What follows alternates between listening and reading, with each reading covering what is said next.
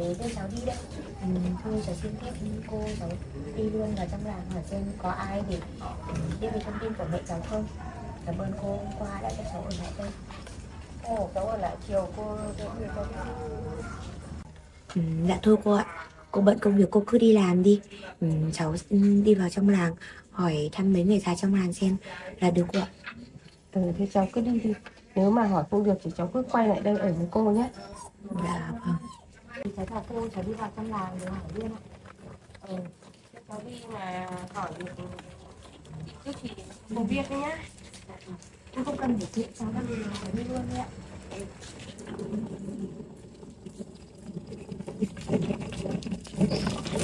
Khổ thân con bé. Mong nó vào làng tìm được người biết tin tức của mẹ nó thì mẹ con nó đỡ khỏi khổ đi tìm nhau như này.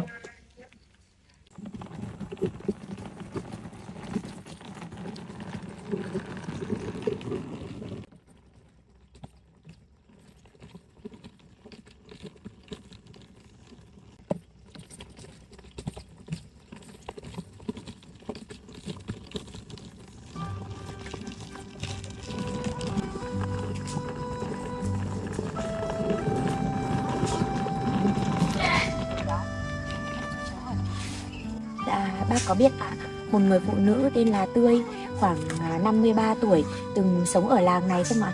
Có. Sao lại hỏi người đấy? Dạ, đấy là mẹ của cháu. Cháu có thông tin là mẹ cháu từng sống ở làng này, nên đến đây hỏi xem có ai biết gì về mẹ cháu không. Bà ấy chuyển đi lâu rồi. Bà đến đây ở một thời gian thôi, bà ấy chuyển đi lâu rồi. Thế ạ? À, ai?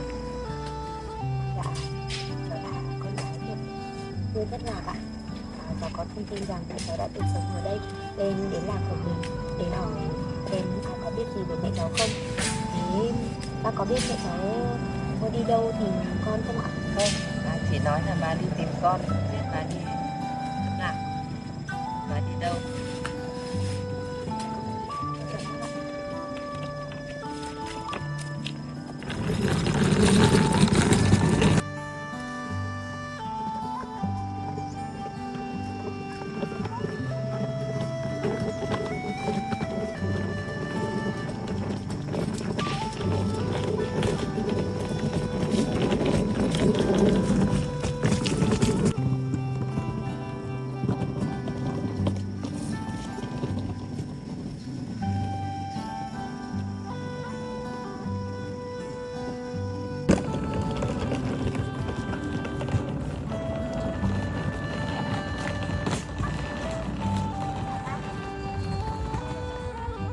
Muốn hỏi đi đâu? Dạ, cháu không hỏi đường. Cháu muốn hỏi xem ở đây bác có biết một người phụ nữ tên là Tươi, 53 tuổi, trước đây từng sống ở làng mình không? Không, tôi không biết đâu. Thế ạ. Cháu cảm ơn bác, cháu chào bác ạ.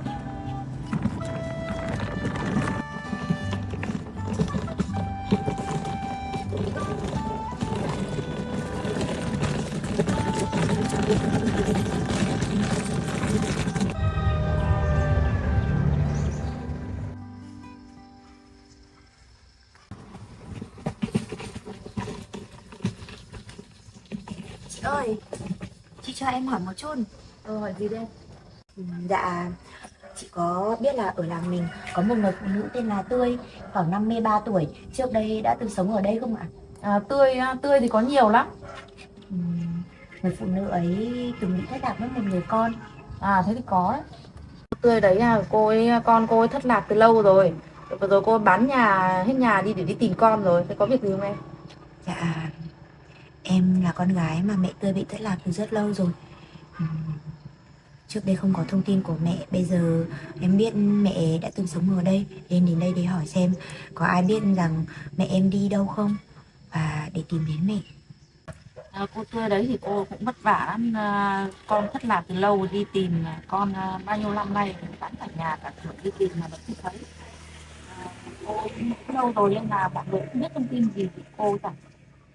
Dạ vâng. Em cũng có hỏi một vài người trong làng, nhưng mà vẫn nuôi hy vọng là ai có thể biết đến thông tin của mẹ em, nên vẫn muốn hỏi một vài người. Làng này không ai biết thông Xin thì về mẹ của em đâu, em thử đi làm khác thì xem thế nào.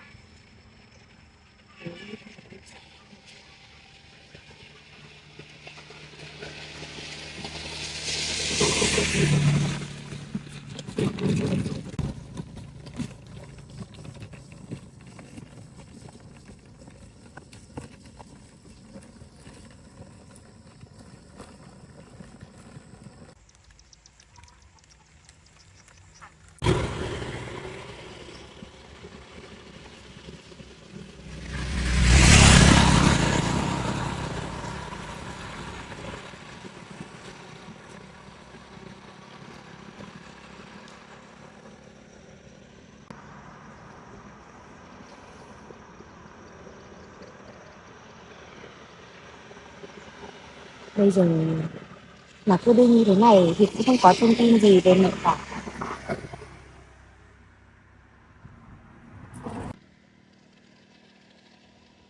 Không biết mẹ đang ở đâu,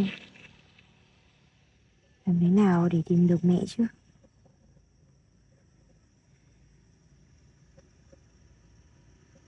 Chắc tại mình quá nóng vội. Thôi mình sẽ trở về trang trại để chăm sóc những con động vật ở nhà. Đi như thế này đấy. Nào có thông tin chính xác là mẹ ở đâu thì mình sẽ lại tiếp tục đi tìm mẹ.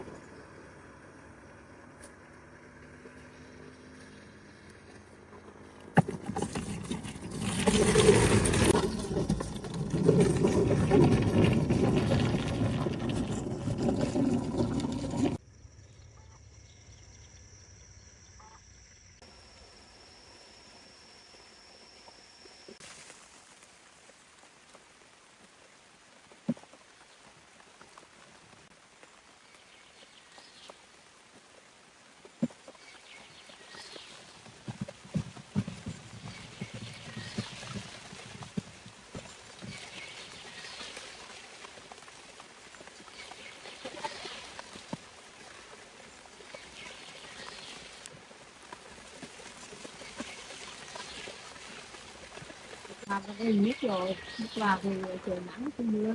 Nhưng mà nước thì trời mưa để mưa xuống. Cháu đi đường nó ướt nhiều không? Và cũng may có về gần đến đây thì trời là mới mưa. Về cũng không bị ướt mấy đâu bạn. Cháu vào đi mấy hôm rồi là hôm nay đã về rồi. Nên là công việc nào có thuận lợi không cháu?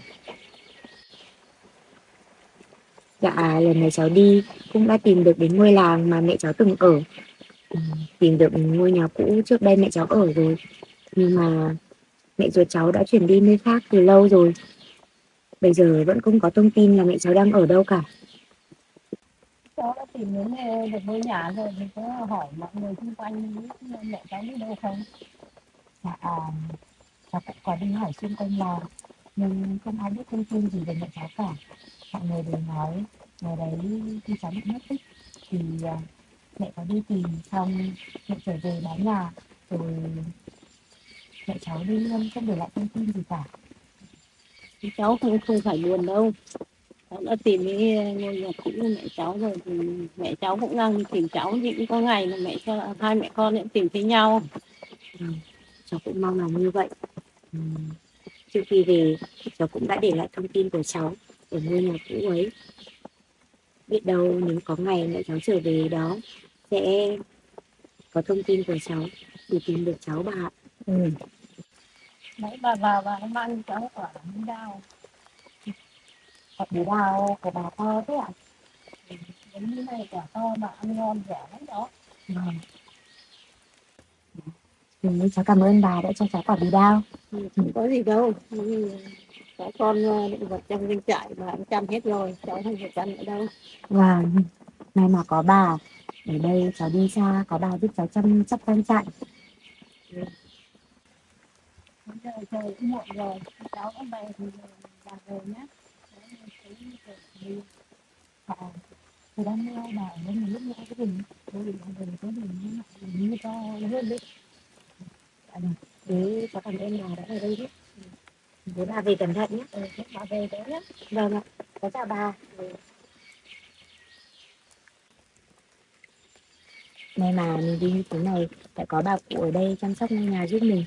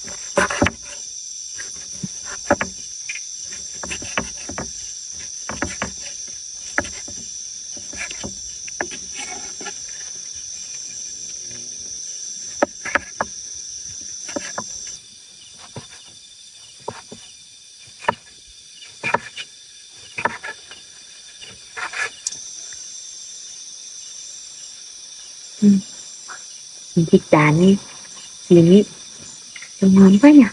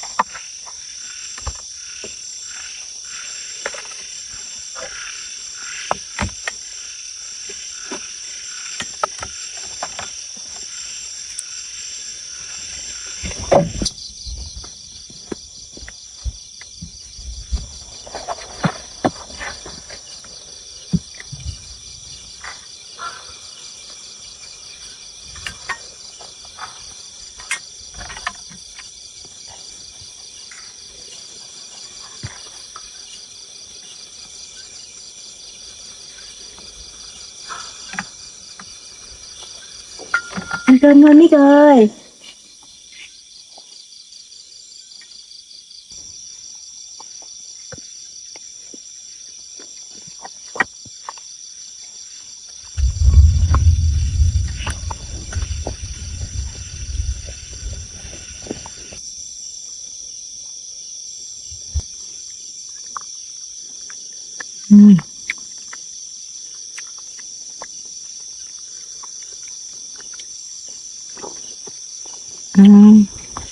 Dưới thì chua chua, ngọt ngọt, gia vị thì vừa, ăn thật là ngon.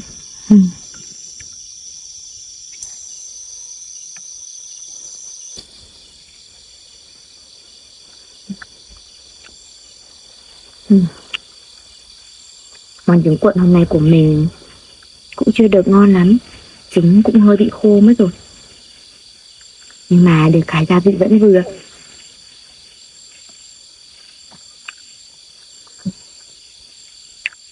Nhập định lần sau mình sẽ làm ngon hơn.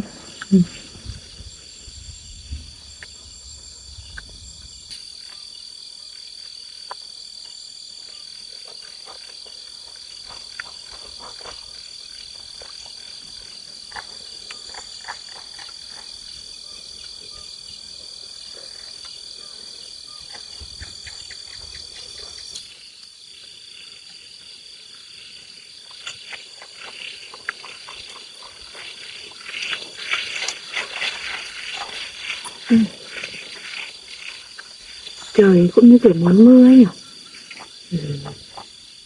Sắp mưa nên không khí cũng có vẻ mát mẻ hơn nhiều.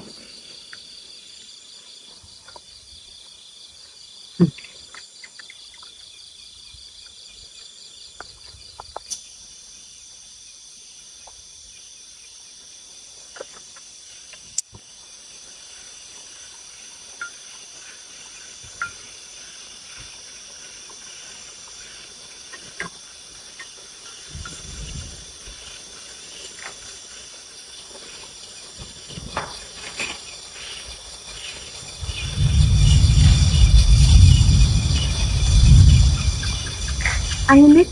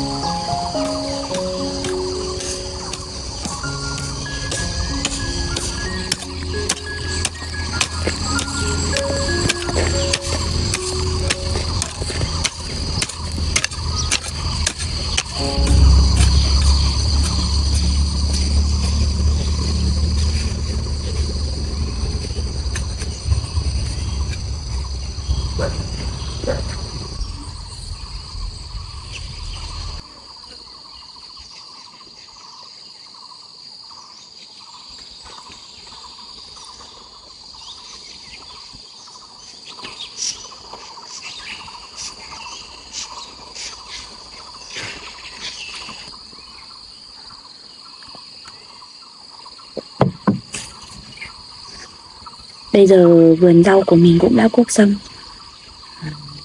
Mình sẽ đi chợ để mua một ít cây rau giống và một ít hạt giống nữa để về trồng.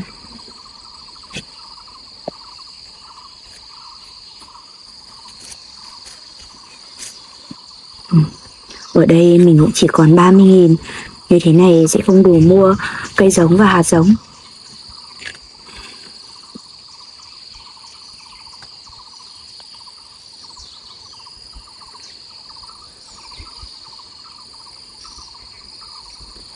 Những quả đỗ và cây rau trước đây mình trồng bây giờ cũng đã thu hoạch được rồi.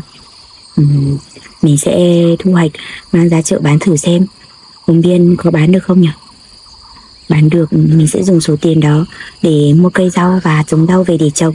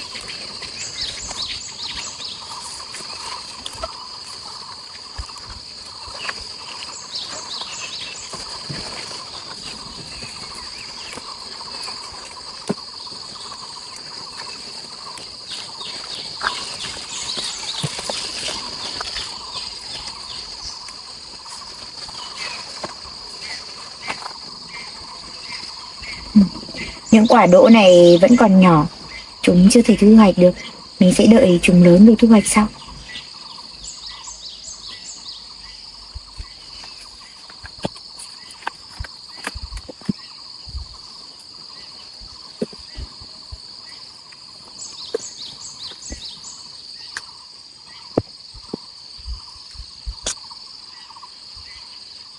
Những cây rau này đều có thể thu hoạch được hết rồi.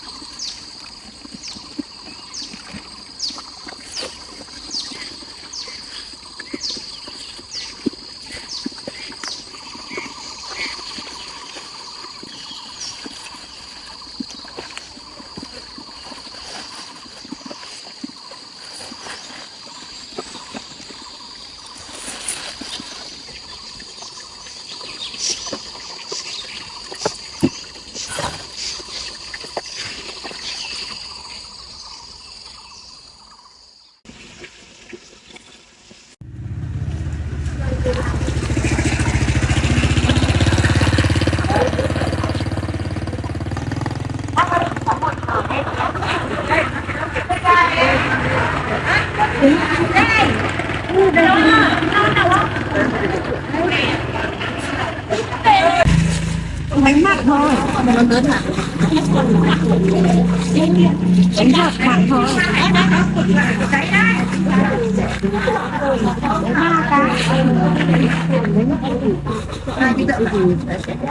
Bà đi làm Bà Trung ăn bánh gì không bà Trung ơi? Dạ. Đây đây nhỉ? Nguyên không?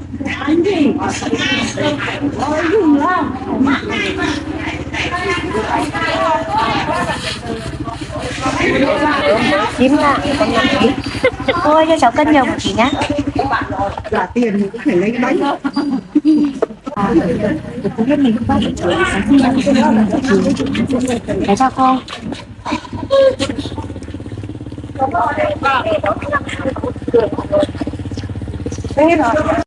Cái đây làm cây rau. Chút tí sẵn là tiền số hàng nhé. Làm bà chút đây. Ơi. Cô cho bà.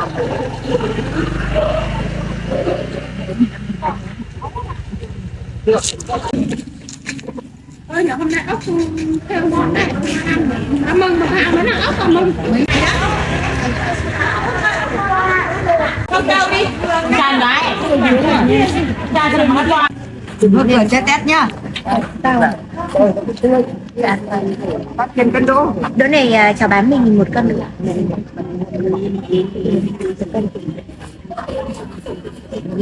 Ngon nhỉ? Vâng, cái này cháu đi hái nữa. Đấy là Đỗ sạch không có thuốc không? vâng.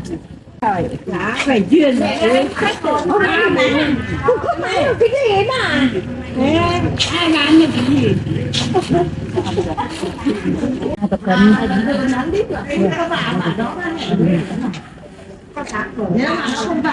Chỗ này của cô là 1 cân mốt ạ. Bà lượt Cô mình bán đến đâu rồi chả biết. Mua 2 cái này hôm nay. cảm ơn cô ạ.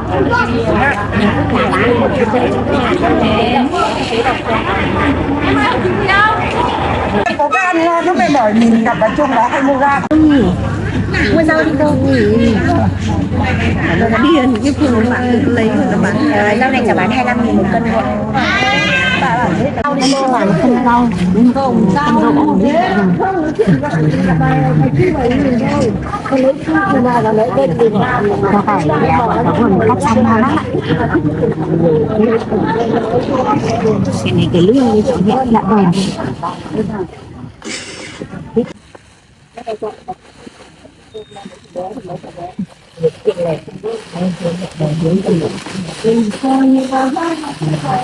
Tôi lấy đỗ cho cô nhé. Cô lấy 1 cân đỗ nữa ạ.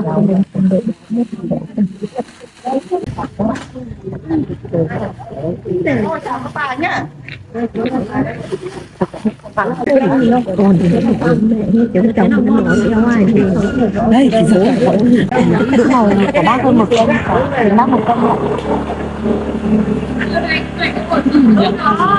ở bà nhá, cho cháu nhá. Của cô là 5 lạng. Ai là muốn ăn mua buôn Cô lấy thêm không cháu? mua vài lên nữa. Cô hết 12.000 rau và mình đỗ là 22.000. Trước đi về thì nó chẳng lên thế này nhỉ. Thằng cái đào gì đó khai cả cỏ mưa mà bán một ngày mà mua mà ta chỉ một ngày đã mua Dạo này cái trứng cái bò cái chu nó phải nuôi nó mãi mắt không. Gửi là 28.000. Chào cô ạ. Chị chào cháu nha. Vâng ạ.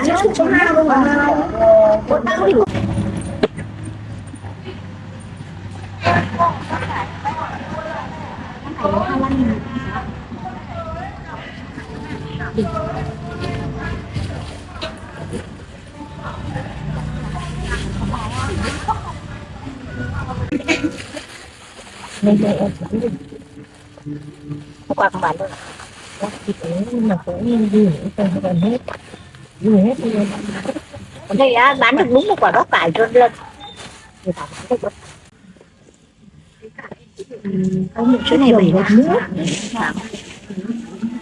Đấy, cái xà lách thì nó có cuốn. Cuốn mà. Cuốn lắm. Cho bé. Dâu. Đâu ơi, cháu này. Cây mà.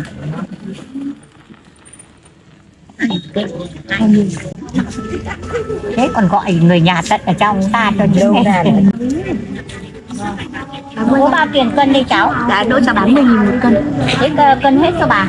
Dạ vâng.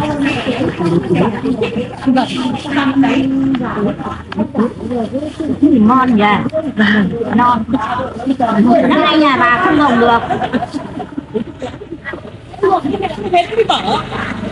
Cháu lại. Cháu cảm ơn ạ. Cháu gửi cái Chị gái bán đắt hàng kìa. đấy nhớ cái cô kia của chúng có con làm cho đấy. Chút chuyên còn bắt cải đấy. Để các cô chạy trước đây.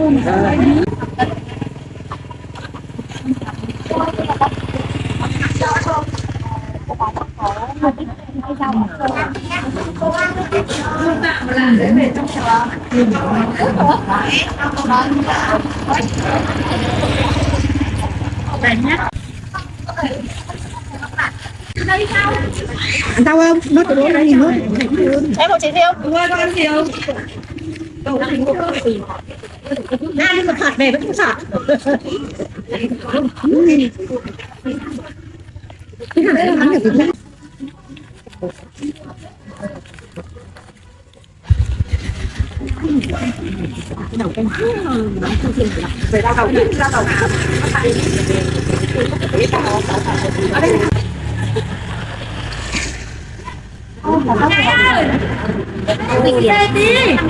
Ơi. Em gửi về cái nhà như thật đi. Hà ơi. Cho quẹt nhờ 15.000. Kéo nó dùng tài khoản. Đấy, nó dùng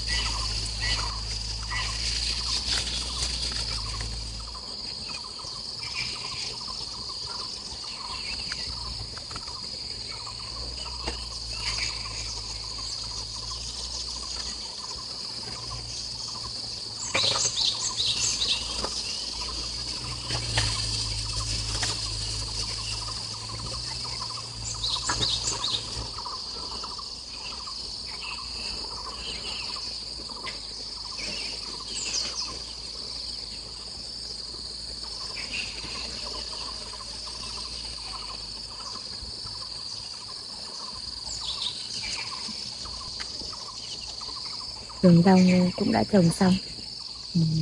Và rau đã gieo rồi, một vài hôm cũng mới mọc được.